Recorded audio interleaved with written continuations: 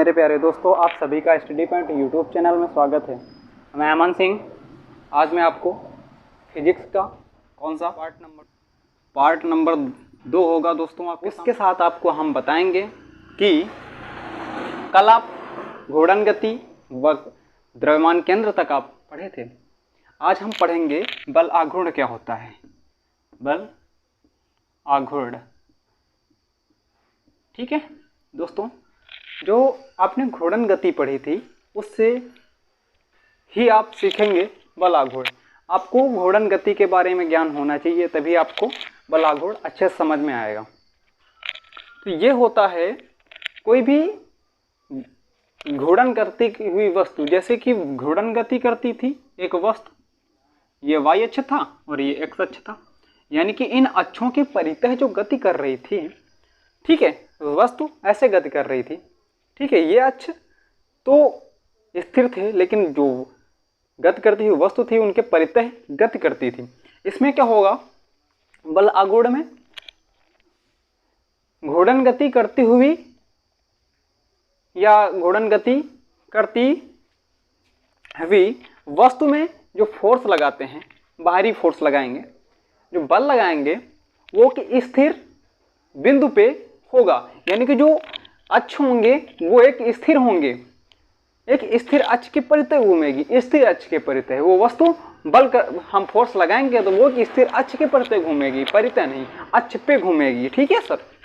यानी कि जैसे हम मान लेते हैं ये अक्ष के परितः घूमती थी और ये होगा आपका, ये मान लिया आपका मकान है सर, ये, ठीक है दोस्तों।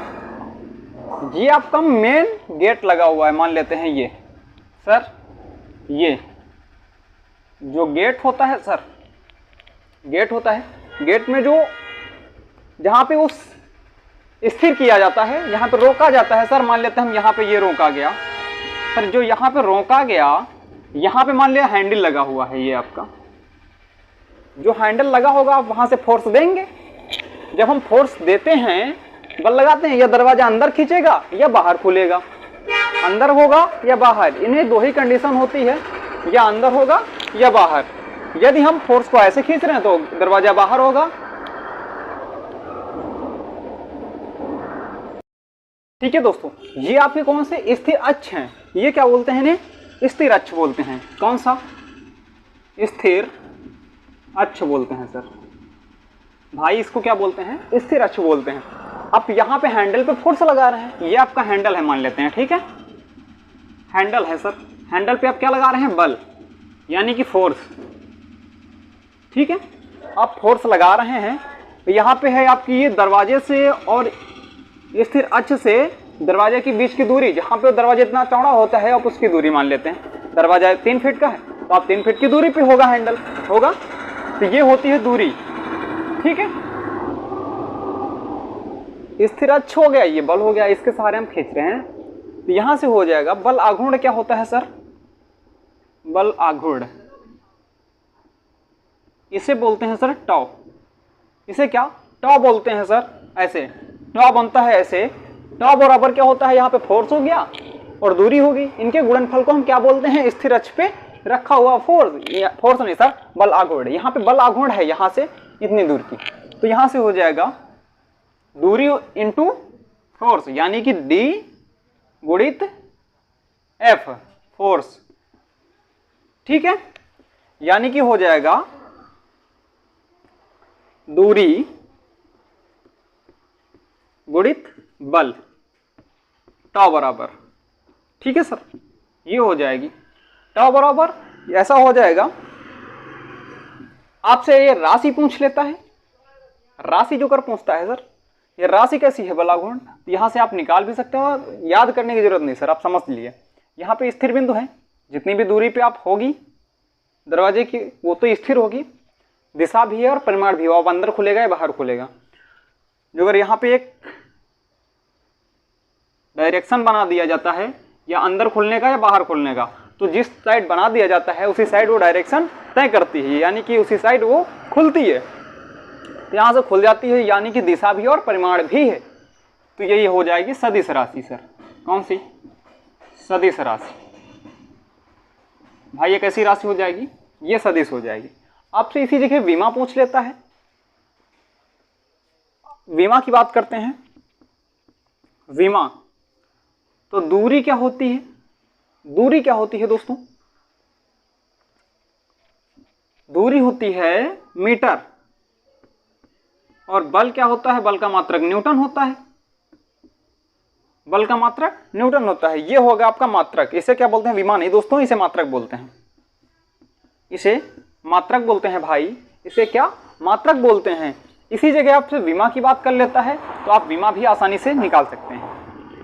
विमा, विमा में कितनी चीजें होती हैं मैंने बताया, एम एल टी, ये 3 चीजें होती हैं। मास लेंथ टाइम, मास लेंथ टाइम यानी कि समय, समय होगा, दूरी होगी, और मास यानी कि बल होगा। ठीक है, तो यहां से आप मीटर है, अब न्यूटन है। 1 न्यूटन बराबर दोस्तों मैंने बताया था, 1 न्यूटन, 1 न्यूटन बराबर क्या होता है, तो मैंने बताया था भाई किलोग्राम, क्या बताया था, किलोग्राम मीटर प्रति सेकंड स्क्वायर, सेकंड स्क्वायर, ये बताया था। अब किलोग्राम यहां से आप डाल सकते हैं मान भी, आप मीटर है, मीटर रख दीजिए, 1 न्यूटन की जगह हम क्या रखेंगे, किलोग्राम हो गया। अब मीटर है तो मीटर कर देते हैं, बटे सेकंड स्क्वायर है, सेकंड स्क्वायर कर देते हैं दोस्तों, क्या सेकंड स्क्वायर कर देते हैं। तो यहां से आप निकाल लीजिए, आपको निकल के क्या मिल जाता है, मीटर इंटू मीटर हो जाएगा मीटर स्क्वायर, ये किलोग्राम है, किलोग्राम रहने दीजिए। ठीक है दोस्तों, अब इसके आगे नीचे लिखा है सेकंड स्क्वायर, सेकंड स्क्वायर ये मिल गया। अब मीटर क्या होती है, लंबाई होती है, लंबाई की पावर कितना है, 2 कर देते हैं। अब किलोग्राम द्रव्यमान होता है, भार, तो 1 है। सेकंड, सेकंड नीचे है भाई, ऊपर जाएगा तो घात नीचे प्लस की ऊपर जाएगी तो किसकी होगी, माइनस की हो जाएगी, तो ये माइनस हो जाती। यहां से आप ये विमा निकाल लीजिए, ये विमा होती है भाई, बिल्कुल आसान तरीके से आप निकाल लीजिएगा भाई। ठीक है, इतना टॉपिक क्लियर है ना। अब इसके आगे जैसे ही बढ़ते हैं, आपकी स्थिति पूछ लेता है, ये संतुलन, ये स्थिर अक्ष पे था, स्थिर अक्ष थे। अब इसी जगह पूछ लेता है आप कि स्थिति कैसी होगी। दोस्तों इतना भी क्लियर हो तो स्क्रीनशॉट ले सकते हैं। फिर से अगला टॉपिक होगा आपका, इसी टॉपिक के मतलब आपका हर एक टॉपिक बहुत ही इंपॉर्टेंट होगा आपके लिए। अब इसके आगे पढ़ते हैं, संतुलन की अवस्था कितनी होती है, किसकी, संतुलन की, संतुलन की अवस्था। भाई संतुलन की अवस्थाएं कितनी होती हैं भाई, तो बिना देखे आप 3 अवस्थाएं बता देते हैं। कौन सी 3 अवस्थाएं भाई, कितनी 3 अवस्थाएं आप बता देते हैं। स्थायी संतुलन, अस्थायी संतुलन और उदासीन संतुलन, उदासीन संतुलन। भाई ये हो गए आपके 3।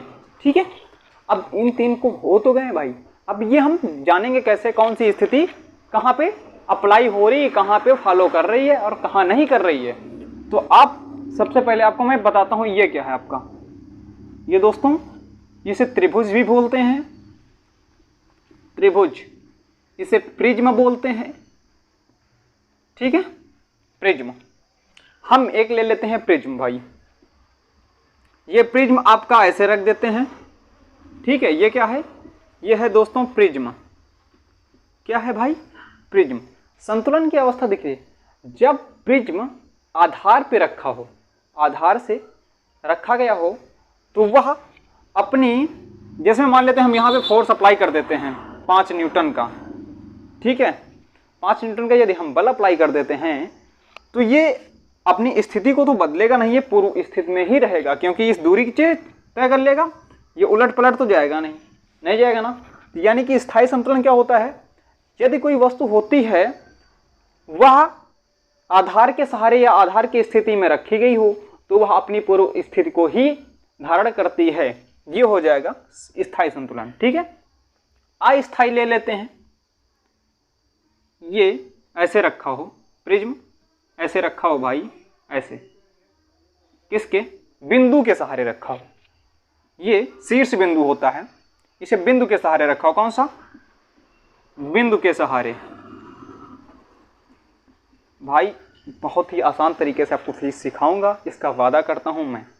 आप जो भी टॉपिक क्लियर ना हो आप कमेंट बॉक्स में डालिए, अपना भी टॉपिक डालिए, मैं उस टॉपिक से भी रिलेट करते हुए सारी चीज़ें आपको बताऊंगा। दोस्तों वीडियो अच्छा लग रहा हो तो लाइक कमेंट दोस्तों बनता है, एक बार थम करके ज़रूर बताइए भाई। यदि आप हम इसको बिंदु के सहारे रख देते हैं तो ये हम यहाँ से मान लेते हैं न्यूटन, कुछ न्यूटन का बल, 10 न्यूटन का बल लगा देते हैं, तो ये ऐसे जाके आप एक सहारे इसको रख देते हैं। यदि आप कोई भी वस्तु ऐसे है तो ऐसे जाके वो ऐसे रखी रहेगी, लेकिन एक किसी बिंदु के सहारे खड़ा कर दिया जाए तो आप रख नहीं सकते, आप उस पर कुछ बल लगा देंगे तो वो गिर जाएगी ना, तो यानी कि वह पूर्ण अवस्था नहीं प्राप्त करेगी। ये होता क्या, प्रिज्म है भाई। यदि कोई वस्तु अपने बिंदु के सहारे, यदि कोई प्रिज्म अपने बिंदु के सहारे रखा हुआ है तो उसमें कुछ बल लगाने से वह अपनी पूर्व स्थिति को प्राप्त नहीं कर सकता है, यह अपनी पूर्व स्थिति को प्राप्त नहीं कर सकता है।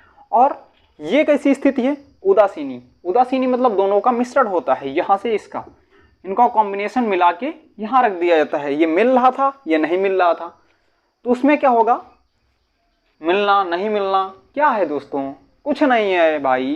तो इसके मान लेते हैं ये कैसे है, ये ऐसे है, ये ऐसे है, इसे क्या बोलते हैं, ये है प्रिज्म भाई, ये भी प्रिज्म है। ये मान लेते हैं तिर्यक ऊंचाई पे, किसके, ये रखा है तिर्यक ऊंचाई के सहारे, तिर्यक ऊंचाई में रखा है, मान लेते हैं इसे तिर्यक ऊंचाई में, ठीक है ना। तो ये आधार के सहारे रखा है ना कर्ण के सहारे, ये कर्ण है नहीं दोस्तों, ठीक है। ये ना बिंदु के सहारे है और ना ही आधार के सहारे रखा हुआ है। यदि इसमें हम कुछ बल अप्लाई कर देते हैं तो यह गिरते हुए कई एक नई स्थिति बना लेता है। यहां से आप 10-15 न्यूटन का बल अप्लाई कर देते हैं तो ये एक 15 का करें, 10 का करें, 5 का करें, कुछ भी बल अप्लाई कर देते हैं तो यह एक नई स्थिति बना लेता है। कैसी, नई स्थिति बना लेता है। जब नई स्थिति बनाता है तो वह कहलाता है उदासीनी संतुलन, ठीक है दोस्तों, उदासीनी। यदि एक नई स्थिति बना लेता है, ठीक है, यदि एक नई स्थिति बनाता है, अपनी जिस स्थिति में था उस स्थिति से कुछ हटके बनाता है तो वह अस्थायी, उसी स्थिति में रहता है तो वह स्थायी संतुलन करता है। दोस्तों वीडियो अच्छा लगे तो लाइक कमेंट शेयर बनता है। अगले टॉपिक के साथ फिर से मुलाकात होगी अमन सिंह से ST पॉइंट यूट्यूब चैनल के साथ।